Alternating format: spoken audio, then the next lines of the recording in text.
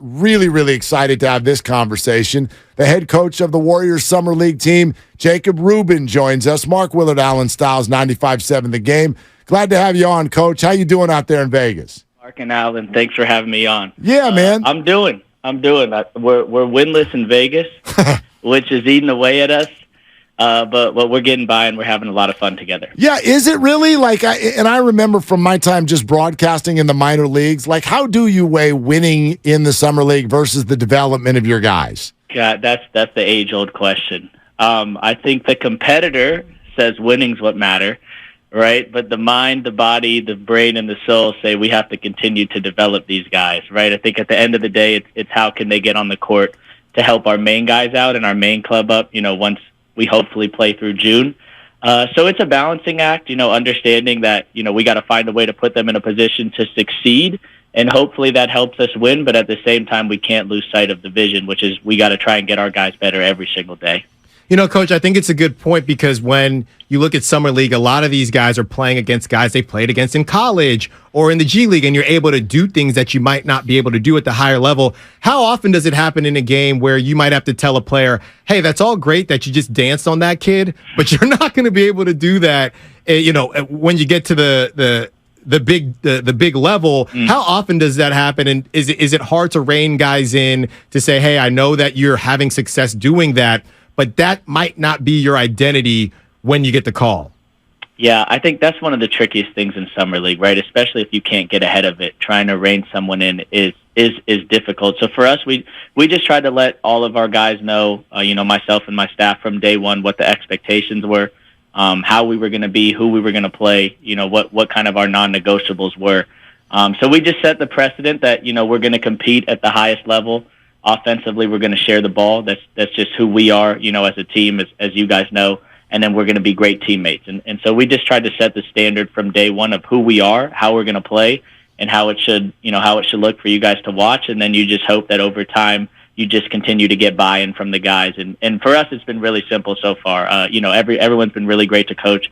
Everyone's on the same page. I think hopefully when people watch, they can kind of see the Warriors basketball that we're trying to put into life in front of everyone, and just moving the ball, moving bodies, just trying to make the simple right basketball play. Jacob Rubin is the head coach of the Warriors Summer League team and joining us here on 95.7 The Game.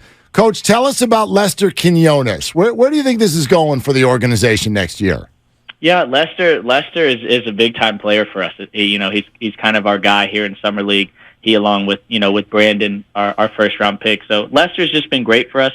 I think that he's proven that he can score the basketball in the G League. Obviously, to be a rookie in the G League and to win the most improved player says a lot about how much better he was able to get from the start of the season to the end of the season. With that being said, it's our job to find a way to just get him to be more consistent and more consistent and more consistent every single day. Because I think he's shown everyone that he can score with the ball in his hands. He can shoot the ball. He can make plays.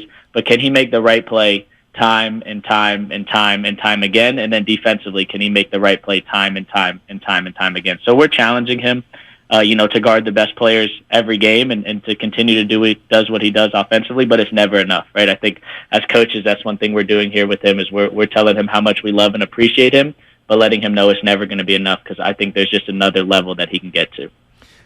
Coach, just following up real quick on Lester, Are you showing him Jordan Poole tape? What's going on here?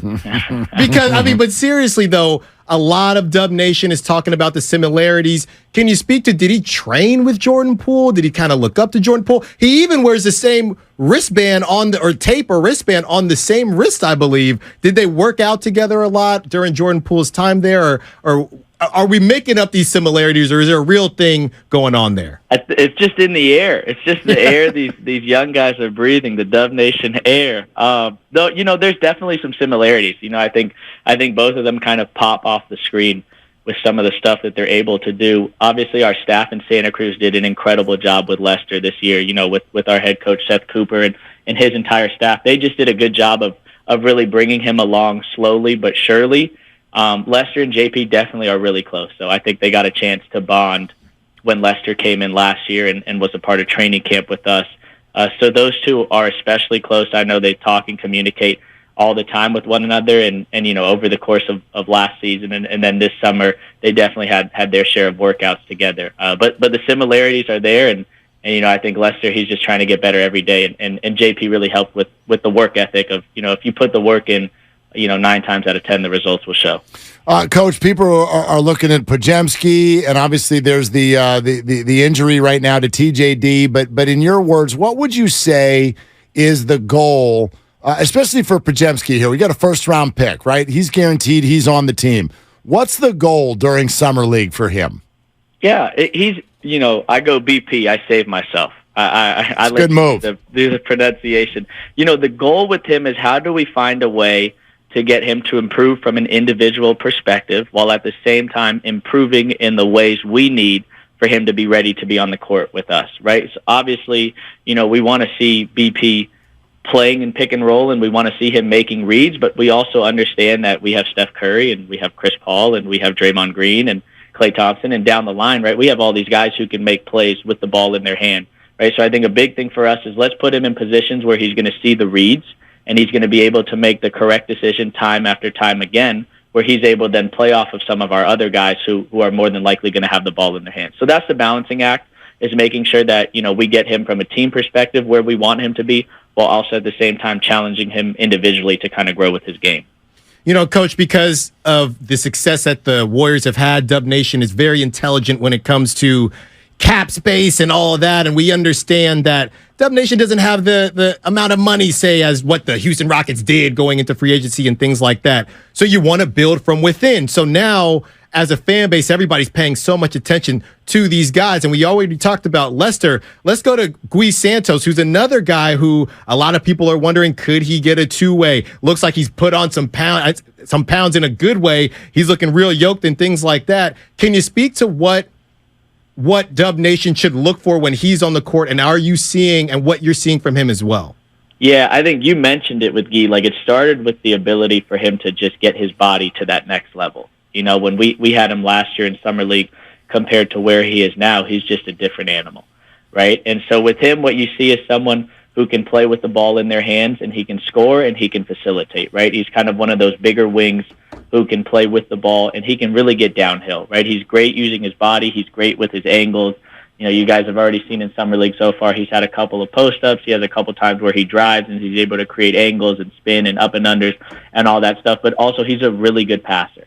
He's a really kind of fluid passer who sees the next play, who sees the game really well. So for us, we just want to keep getting the ball in his hands. Dub Nation to know that he's someone who, when he gets the ball and is going downhill, is really tough to stop. And so if we can just get him reps upon reps upon reps, so that he continues to make good decisions, and then continue to challenge him defensively, I think we'll love his progress where he's at right now. Jacob Rubin, the head coach for the Summer League team for the Warriors, is with us here. Stiles in for Dibs. It's Willard and Dibs on 95.7 The Game. Coach, I think it's an annual thing in July. People turn on Summer League, watch somebody go off, get all excited about him, and predict, oh my gosh, he's going to do some great things come this fall in the league.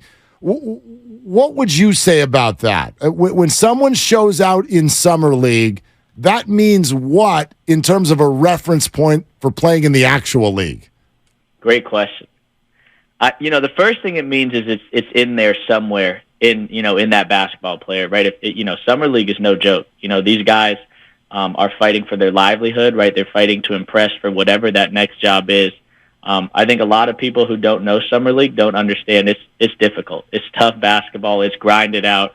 You got two sides who care about developing but also care about winning, right? And that's kind of that initial thing that we spoke about. So, it means something, but you also never want to buy too into what it means, right? It's kind of contradicting myself, but there's two sides to it.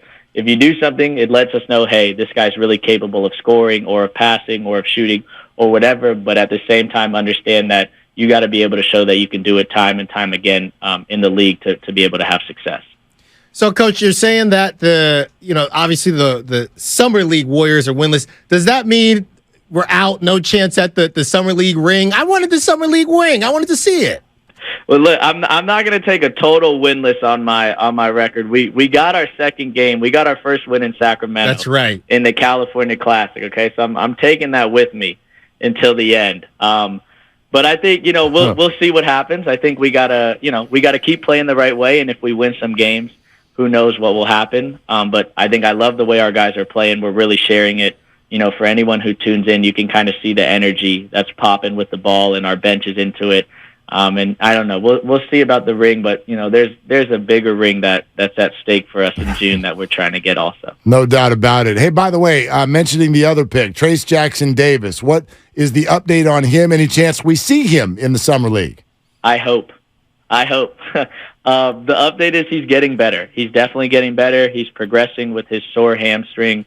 He's getting on the court more and more. I think he's getting closer to a point where he could be cleared to play.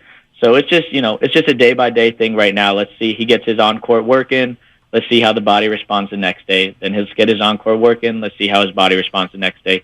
And everything's been trending in the right direction, so I think we're hopeful, but at the same time, we're going to be super careful with him moving forward. Coach, anything else you've noticed in Vegas in terms of players on other teams who might pop? Like, did you see a little Wembanyama?